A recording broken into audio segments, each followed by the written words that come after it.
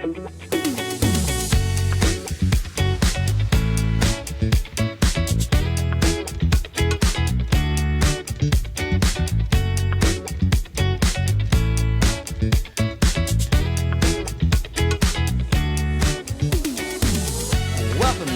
Strawn podcast. I am your host, Justin Strawn. We are back with another episode after a weekend of interesting sports happenings, an interesting weekend, nice little entertainment weekend. So we'll talk about a couple things there. So real quick, just to give you a heads up, if you are new to the podcast, which most of you will be if you're listening to this for the first time.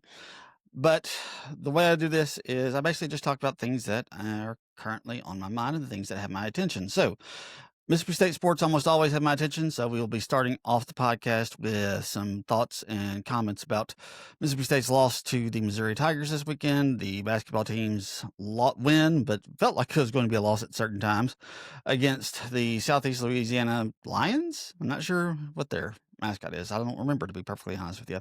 But we'll talk about those. We're also going to talk about some things in terms of the larger SEC, in terms of the football schedule and how this whole idea of having these mega super conferences now, they just don't, how there are some real drawbacks in the way that things end up getting scheduled. And then we will move into the entertainment portion of the television of the podcast. We will be talking about the newest episode of Pluribus. I'm really interested in that television show and talking about it. And I also want to talk about the new Frankenstein film that came out that was directed by Guillermo del Toro, and it was on straight to Netflix. So we will talk about all of that. If you want to figure out, if you aren't here for all of that, you can look in the show notes to find out where we start discussing it. So let's get right into it. All right, let's talk about the rough stuff for those of us who are Mississippi State football fans or Mississippi State fans in general. Mississippi State had a football game this weekend. We knew it was going to be rough. Obviously, Mississippi State came into the game 5-5, hoping to obtain bowl eligibility against the Missouri Tigers. And unfortunately, that was not the case. Missouri ends up coming out on top, 49-27. It was just an ugly performance all around for the Bulldogs. A lot of things did not go well. And there were just a lot of things that we need to discuss about the future of this program and just where it is headed. Look, this was just an embarrassing performance. If you're a Mississippi State football player, if you're a Mississippi State football coach, you really should just be ashamed of the way that this went. Look, Missouri is a good team. They are a good team. They have one of the best running backs in the SEC in Ahman Hardy. And unfortunately, though, he is not as good as Mississippi State made him out to be. The defensive performance in this game was just absolutely atrocious. Mississippi State gives up 301 yards to Ahman Hardy, and they looked like the defense that we saw from last year. They looked like the defense that had no hope. And it's one thing if you are doing everything in your power to stop them. It's one thing if you're giving your best effort. And that just wasn't the case on Saturday. They looked like they weren't even trying to tackle him at some point. There was one point, I think it was late in the second quarter, maybe early third quarter. I don't remember exactly when it was. I didn't see the number of who it was. But Ahman Hardy had broken basically like a 20 or 30 yard run. He was doing this quite a bit on Saturday night because he averaged over 12 yards a rush, which is just pathetic on every single level. But there was one player, there was a couple of guys who were trying to bring him down, and it was close to the sideline, and there was one player, and like I said, I don't remember who it was. I couldn't see the number. I didn't see the name. But he's like just kind of running it behind him, like just kind of like moving his shoulder into him. Wasn't trying to wrap him up, wasn't trying to bring him out of bounds, just kind of nudging him with his shoulder. And this is the way he was trying to assist in the tackle. I was like, what are we doing? This isn't how you tackle. How have you made it to an SEC football roster, and this is how you're trying to tackle? That was pathetic. It was absolutely pathetic. And I don't know what has happened the last few games because the defense had made so many strides forward. I mean, they weren't a good defense, but they at least looked like they belonged on the field with other SEC teams. The past couple of games, and really, we kind of forget about the Arkansas game and how easily Arkansas moved the ball up and down the field because Mississippi State did end up winning that football game. But like I said, last year they didn't look like they belonged on SEC field. The first few games, the first basically 8 games of the season, they did. They looked like they at least belonged in the SEC. They looked like they belonged, and they looked like they could actually do some things. There were some times when they looked like they were actually a good defense. The first 3 quarters of the Texas game, they were playing lights out defense, and they were doing amazing. The problem is these last 3 games, and really going all the way back to that 4th quarter against Texas, they have looked like the absolute joke of a defense that they were in 2024. And that's a problem. And I haven't even talked about the quarterback situation, which I want to get to here in just a little bit. But Coleman Hutzler was much maligned last year by Mississippi State fans, and rightfully so, because that defense was so absolutely pathetic. I mean, they were the 16th ranked defense in the SEC, and they were more than 100 yards away from the 15th place defense in the SEC last year. That's how bad they were. But you had to give them a lot of credit for the first 8 games because they were playing much better, and they didn't have just this massive influx of talent like one of the guys that they did bring in.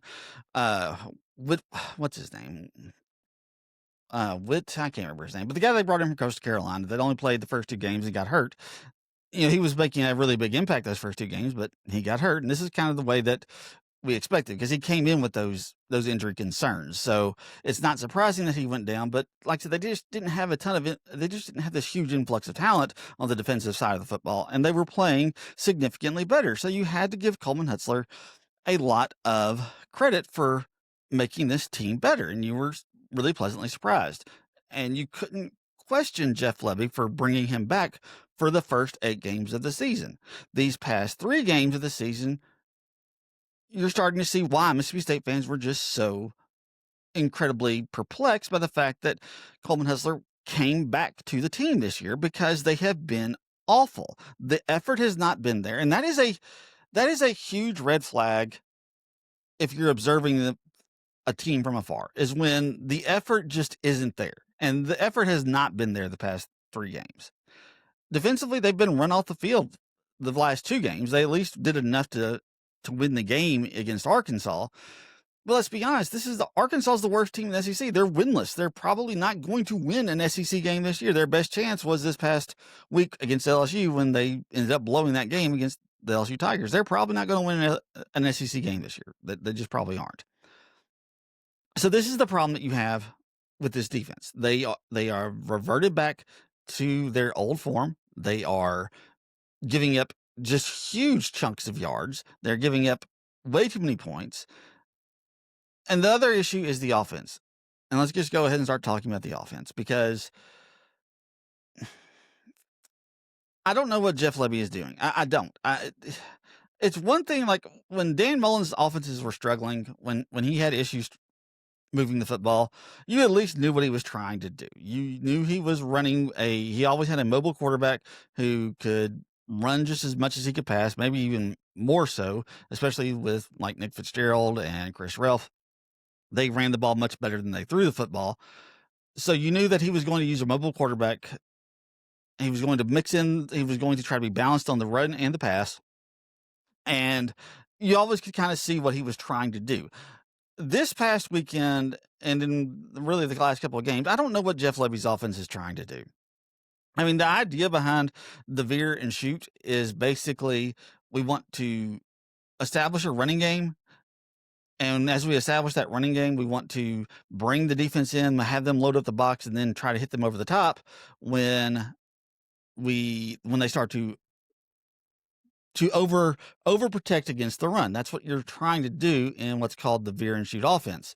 And unfortunately, right now, I don't know what it is that Mississippi State's trying to do, because this past game and the last couple of games, the deep ball has not been there because they're not running the football. There is absolutely zero reason why Blake Shapen should have more rushing attempts than Davon Booth and Fluff Bothwell combined. There is no reason for that. There's none. I mean, you cannot excuse that. I don't care the fact that it is these are the reads, and that's the reads that Blake Shapen is seeing. I don't care that that's the case. Then you need to coach him better, and you need to make better calls. That way he is not having to make the read that he is the option, that he is the one that needs to get the most carries on the team. Because if that is the case, your offense sucks. That's just the cold, hard, honest truth. If your offense is leading us to have your quarterback who is not that mobile, not that fast, he's an okay athlete. He's not spectacular. I mean, he can move a little bit, but your better running options are by far, when those three are out on the field, are by far Davon Booth and Fluff Bothwell. It shouldn't be Blake Shapen getting the ball as much as he is getting it. It shouldn't be him calling his own number as much as he is getting it. And if you can't figure out a way to make him get the ball into somebody else's hands more often, that is on you, Coach Levy, and you have got to figure it out. And I don't know what you're doing. Because if it's going to be the fact that in this offense that the appropriate and correct read is for the quarterback to keep the ball as much as he is, then you need to play Kamario Taylor. I don't care what you say about trying to bring his development along. I don't care. You are doing something really dumb and really stupid by continuing to put Blake Shapen out there, who is not that talented of a runner, and having him have to call his own number time and time and time again, and not give it to your running backs who are incredibly talented, and when they've had the opportunity, have shown that they can make some plays. What are you doing? None of us can figure it out.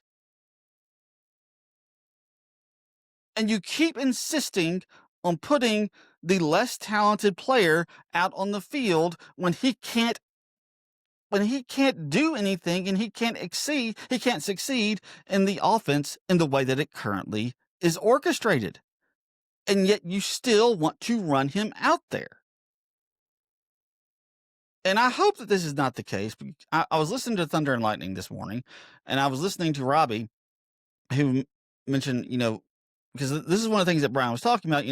Brian was talking about, there was a time in football you just call run plays and you just call pass plays, and there was no option.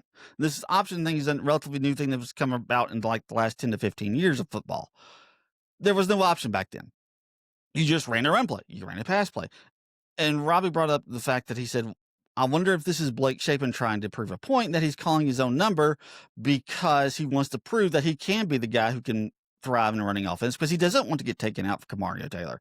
And if that is the case, that's all the more reason to take him out. If he has that much of a chip on his shoulder and he has that much of an ego that he is like, I'm going to be the guy to do this and I'm going to prove it, you have to sit his butt on the bench. Because if that is the case, then that is ridiculous. Because look,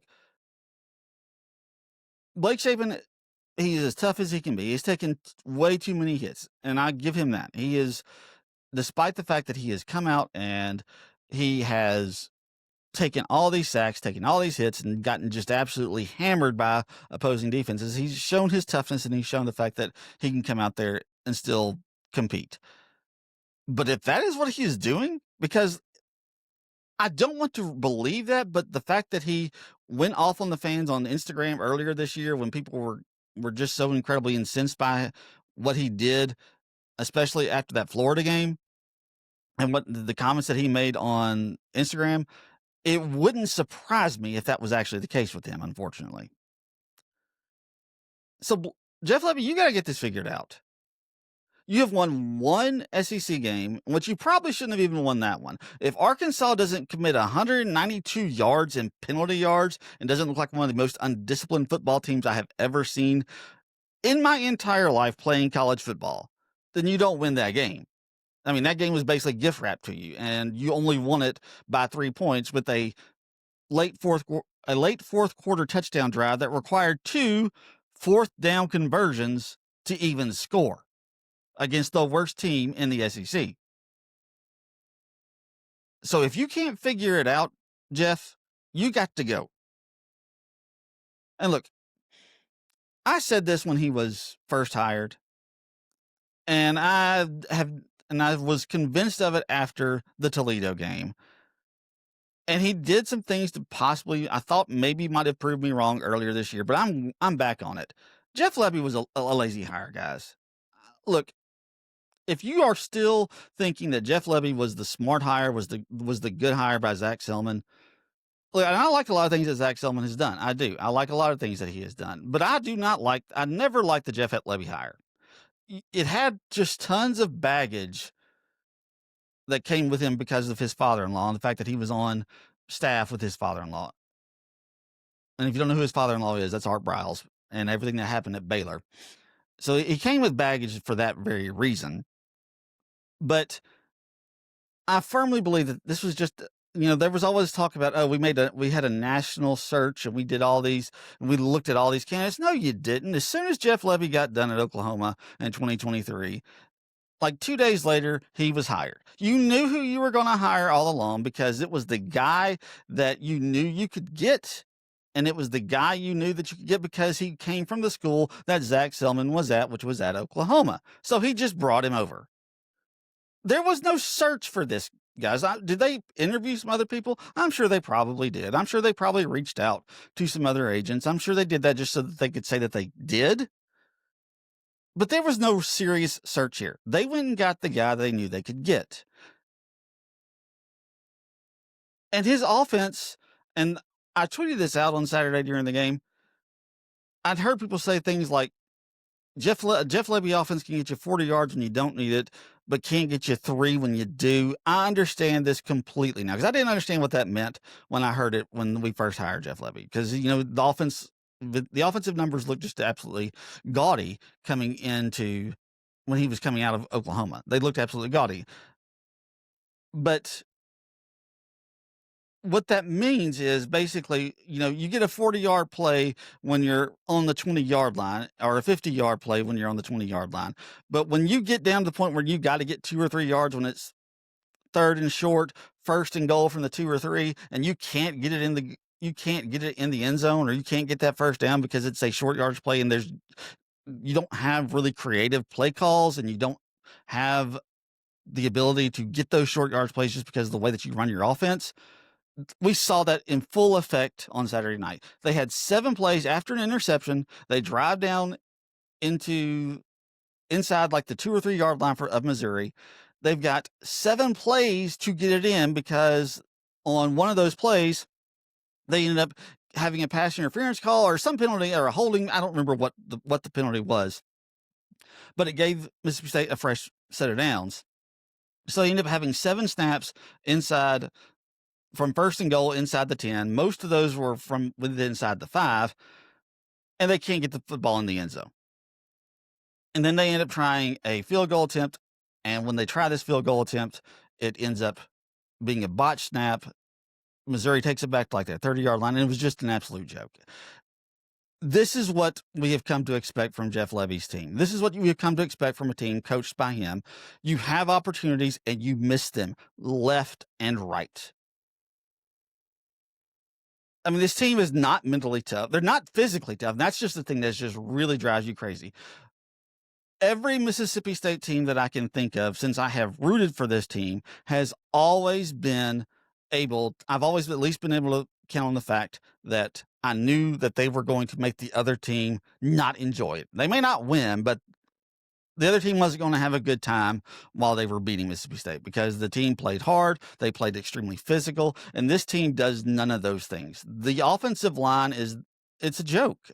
I don't know how we have an offensive line that just cannot block. They just can't do it. Every single time that there is a obvious passing down, 3rd and 7, 3rd and 8, 3rd and 9, something like that, the Missouri defense just pinned their ears back. They came and they got him. They got Blake Shapen every single time, which continues to make it more and more annoying and more frustrating that they don't put Kamario Taylor in for those very reasons.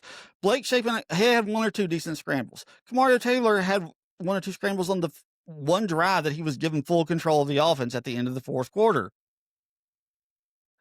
Kamario Taylor can make things happen if he is being pressured. Blake Shapen typically can't. He gets sacked if there is an obvious passing down. You know it's coming. It is so incredibly frustrating because you know that it's 3rd and 7, it's 3rd and 8. The defense is about to blitz. They're about to bring pressure. The offensive line won't block him, and he goes down, and it happens every single time. This isn't hard. Like, there are some things about being a coach that are really difficult, and some things that are really hard, and some things that are really tough to figure out. This is not one of those things. You have a guy who can put you in a better position on the field, sitting on your bench, and you don't play him. And I just do not understand what the logic is. And look, it's probably going to be the same thing come a week and a half from now when they play the Egg Bowl. Look, they might be a little bit more fired up. It will be at home. It will be the chance to possibly kick Ole Miss out of the playoff. Probably not, but at least you can at least cost them a home game. You can make them go on the road at the very least. But unfortunately, it's probably going to be more of the same. They're going to bring their defense, and they're going to come after Mississippi State. Even though they don't have a very good defense, they've got enough good pass rush that they can probably bring Blake Shapen in because he's going to start. Jeff Lebby is convinced that he is the better option. He is the safer option. And I just don't understand it. It's going to be bad, guys. It's going to be really, really bad. And like I said, I don't understand what he's doing. I can't figure it out. I can't justify it. I can't sit there and tell you that we need to continue down this road. Look, I would be perfectly fine with letting him go. They're not going to let him go this year. They're going to give him at least one more season to figure this out. But I would be fine if they moved on. I know it's a really bad time to be moving on from your coach because you got LSU, you've got Florida, you've got Penn State, you've got Virginia Tech, you've got all these other openings across the country, and there's probably going to be more. Florida State's probably going to come open too. But like Brian Haydad said on Thunder and Lightning, you don't think you can find a guy who can win you 2 SEC games in 2 years? Because that's the standard right now for Jeff Lebby. He's won 1 game in 2 years. Now, look, I will say this.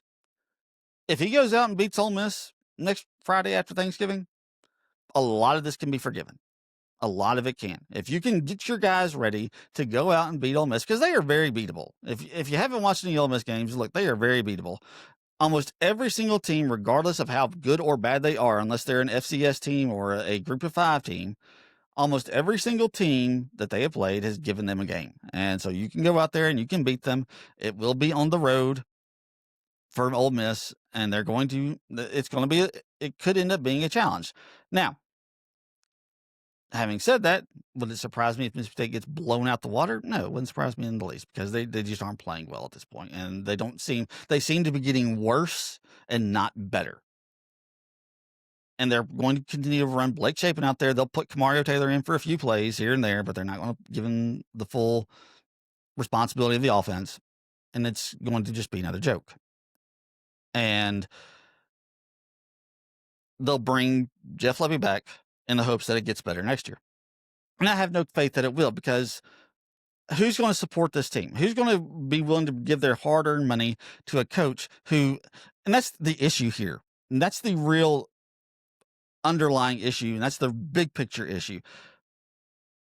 In all 5 of their losses, it's almost all at the feet of the coach. Have the players not executed that great? No, they haven't, but it's almost all at the feet of the coach. You have a pathetic offensive line that can't block. That's on the coach because they couldn't bring in better offensive linemen.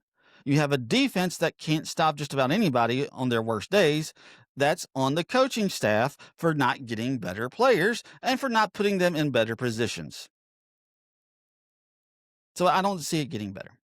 I don't. But it is what it is. So, like I said, we'll talk more about the Egg Bowl probably next week. We'll talk maybe a little bit later on if I do a second show this week. But for now, let's move on to I'll tell you what, let's do the SEC schedule and just some of the issues that are with it. Here's the deal. We have gone to mega conferences. We have 16, 18 team conferences throughout our country at this point. Mississippi State plays in the SEC, which is a 16 team conference. And look, I think we all knew that there were going to be scheduling issues. That was obviously going to be the case. The SEC plays 8 SEC games this year. They will play 9 next year. So you're playing half the conference. You're going to play a little more than half the conference next year. But one of the problems that you have when you have this many teams playing in a conference, you could end up with an SEC championship game with unproven teams. Texas A&M is, in all likelihood, even if they lose, things have to break certain ways for them to not make it. But if Texas A&M beats Texas, that will be the first team with a winning record in conference play that they will have played all year long.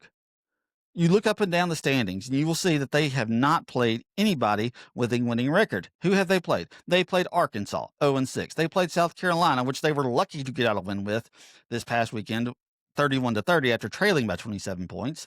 South Carolina's 1-7. They played Auburn, 1-6. They played Mississippi State, 1-6. Florida, 2-5. LSU, 3-4. They did play Missouri, who was 3-3, but Missouri at the time didn't have their quarterback.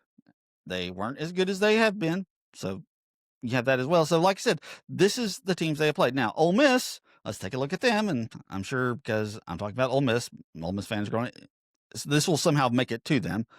Now, they have played 2 good teams. They played Georgia, but they lost. And they played Oklahoma, 4-2. And they won that game. So that's by far their best win. Because if you look at the rest of the teams they played LSU, who is 3-4. They played Kentucky, 2-5. Florida, 2-5. South Carolina, 1-7. Arkansas, 0-6. And they will play Mississippi State, who will in all likelihood be 1-7 by the time they get done. And this is what you have with these absolutely huge conferences. Alabama's played Tennessee. They played Georgia. They played Vanderbilt. They've got some good wins on their schedule. Look, the fact that we're talking about Vanderbilt being a good team is just kind of surprising. But this is the way it sometimes is going to end up falling out. I mean, if things break correctly, you could have Texas A&M and Ole Miss playing for the SEC title, and between the two of them, they will have like 2 wins over SEC opponents with winning records. When you at least had 12-team conferences or even 14-team conferences, normally you at least got tested a little bit. You could guarantee you got tested a little bit throughout the course of a season. That's not happening anymore. I mean, it's not always going to be like this. I mean, and it should be better with a 9-game schedule instead of an 8-game schedule. The SEC, this is an issue. And we don't really know who the best teams are. Look, I think it's honestly Georgia and Alabama, and there's still a very decent chance that both those teams end up in the SEC championship game. You need some things to break certain ways for that to happen. But in all likelihood, it's probably going to be Texas A&M and somebody else. And like I said, I don't think that Texas A&M is a good team. They really are. They beat Notre Dame, which was really good.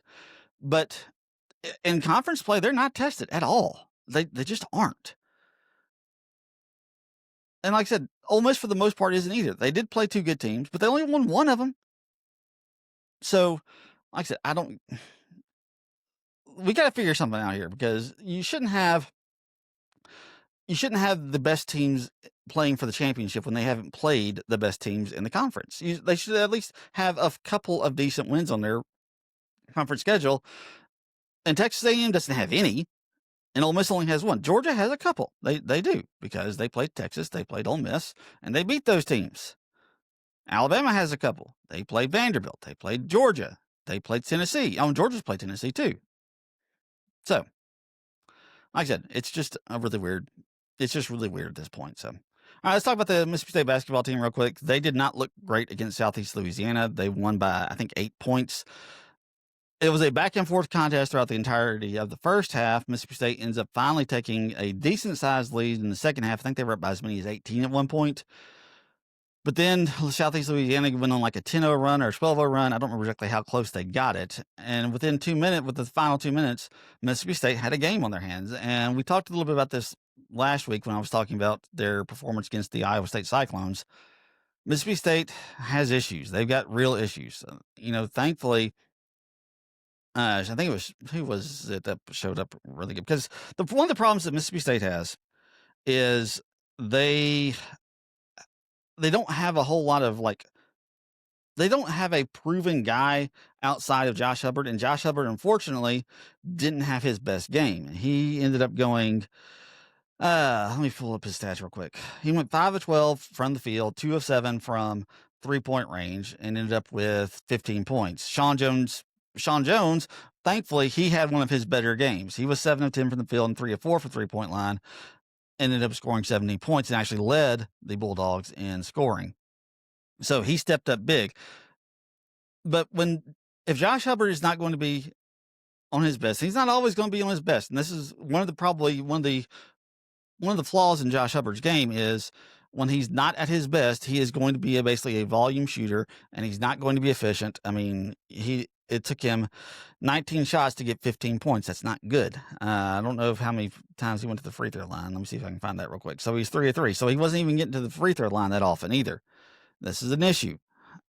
And right now they don't know who is their backup. They don't know who their backup scorer is. They aren't getting a lot of production from much of anybody else on the team. Now, one good thing, Jaden Epps, we talked about him last week. He was in concussion protocol. He made his comeback. He ended up getting 10 points, 3 of 6 from the field, 1 of 4 from 3-point line, but he only played 17 minutes. And this is the other issue. They don't really seem to have a set rotation at this point. They did get 31 minutes, 32 minutes from Sean Jones. They got 27 minutes from McGee, but that's about it. They've got to figure out their rotations. I said this after the Iowa State game, and I still believe it for the most part. I think this team will eventually be fine. I think they will eventually be okay. I think there's enough talent on this team that the coaching staff will figure this out, and Chris Jans is a good coach, and I think he will get it. I think he'll get this team, the ship righted on this thing. But the problem you have, how many bad losses are you going to take, and how many opportunities for good wins are you going to miss out on before everything is gone and you don't end up missing the NCAA tournament? And that's kind of the issues that we have at this point. They've got to figure this stuff out a lot quicker, because right now, if you look at their schedule, I'm trying to pull up their schedule real quick. They've got Kansas State on Thursday. They've got New Orleans at that, and they got SMU. But SMU will be a difficult game. Thankfully, that one's going to be here. They got Georgia Tech a little bit later this year. They also have Memphis, who is most of the time pretty good, but they have their own issues.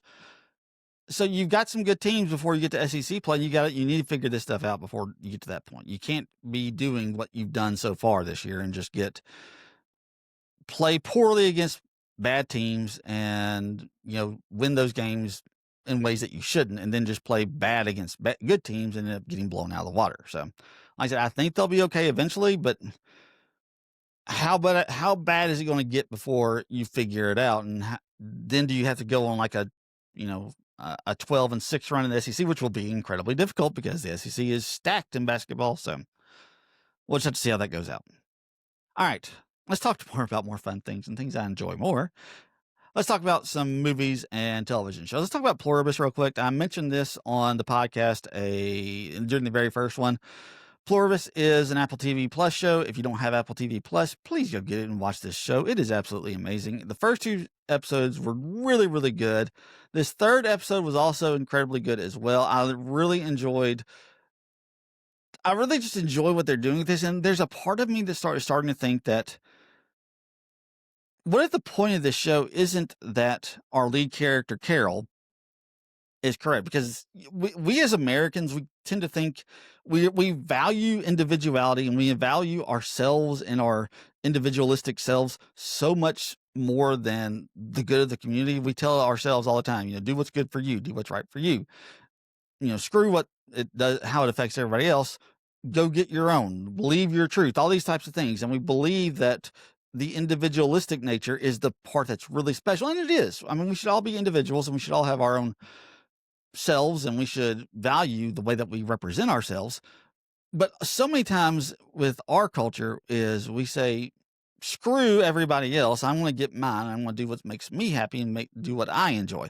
And that is really I'm wondering if that's the real point of this show, and that they're trying to show that it's not so bad to be more community minded. It's really actually kind of good to be more community minded. I don't know. I'm very interested because the hive mind that is in this, they seem really good. They seem really great. It seems like it's a really good thing. Now, like I said, they're doing it, showing that it's at the expense of all individuality, which isn't good because you should have some value of individuality. You definitely should. But they are really doing an incredible job of just showing, you know, it's okay to think a little bit more about the people around you. And like I said, I don't know if that's going to end up being the case. I still, just the American in me says, eventually they're going to show us why it's bad, why these people are bad and what they're doing is bad and what they're doing is wrong. I still feel like that's coming. But Carol, like I said in the first episode of this podcast, she's not real likable. She's not really that interesting. You're not really cheering for her because she's just pretty awful. She's a pretty awful person. So, like I said, I'll be interested to see where that goes. So, let's also talk about Netflix, the new Frankenstein movie that was directed by Guillermo del Toro. It's a Netflix only movie. And if you haven't seen it, if you have a Netflix subscription and you haven't checked this out, definitely go check it out. Guillermo del Toro's personal passion, he calls it his Bible, is Mary Shelley's Frankenstein. So I was very interested to watch this film, and it's absolutely gorgeous, and it is incredibly good. The performances in it, Oscar, what's his name? I can't remember his last name, but he was in Star Wars. He was also Moon Knight. Just absolutely fantastic. He is great as Dr. Frankenstein. Jacob Elordi, I think is how you pronounce his last name, was fantastic as the monster. Mia Goth as the romantic interest for really kind of both of them is just superb. I have not seen a whole lot of Mia Goth. She's kind of one of those up and coming actresses, but I haven't really seen a whole lot of her. A lot of the stuff that she's done has not been something that I've been interested in, but she was great in this. She was just absolutely fantastic. And then Christoph Waltz is just phenomenal, like he always is. Like I said, this was just an amazing film. If you haven't checked it out on Netflix, please do yourself a favor. Go check out Frankenstein. It's one of the best iterations of Mary Shelley's story, which is just a fascinating story about man and man trying to play God. And it's really a lot about fatherhood because this one is really focusing on that aspect of the relationship between Dr. Frankenstein and his monster. It's just a really beautiful film. Guillermo del Toro is one of the best horror directors to ever exist because he makes not only good horror films, but he makes incredibly artistic horror films. He doesn't just go for cheap scares. He doesn't just go for cheap storytelling tricks. He actually wants to tell a story and craft a story that takes place inside of a scary story, inside of a horror film. So like I said, it's just an absolutely amazing film. I was very interested to watch it, and I was just blown away by it. It's definitely going to be among my top films for 2025. I'm really excited. I was really excited about it, and it really lived up to the expectations. So if you haven't seen it, go check it out. The other thing I want to talk about real quick, we have a big event coming up next weekend, and I want to be trying to rewatch as much of it, the previous 4 seasons, as I can. My favorite show will be debuting its 5th season, the first volume of its 5th season. That is Stranger Things. Stranger Things season 5 comes out in November 26th. And like I said, I want to do my best I can to rewatch as much of the previous 4 seasons before that takes place. I love Stranger Things. Look, I know they have issues because of the fact that these kids who are supposed to be like sophomores in high school by the time that this 5th season takes place, they're all like in their mid-20s. So I get there are issues, and it's just the nature of the show and the fact that it takes so long for them to actually make the seasons. But I love Stranger Things. I'm really excited for this final season. I finally get some answers about some things that we haven't gotten answers about, what the actual Upside Down is, Vecna, and more about him and how things have evolved there. And just like I said, really excited about what we got coming from here with this final season of Stranger Things. It looks great. I've seen the trailers. It looks absolutely amazing. Can't wait to dive into it. Yes, there are going to be some long episodes, and I'm hoping beyond all hope that when that final episode comes out and makes it to movie theaters, my plan is hopefully to check out the finale in a movie theater. So that is my hope anyway. So I hope you're looking forward to this as much as I am. I was going to talk about some other stuff, but we're right about the 40-minute mark at this point, so we will put off anything else for next time. Guys, appreciate you coming to the show. I hope you continue to enjoy, and we will catch you next time.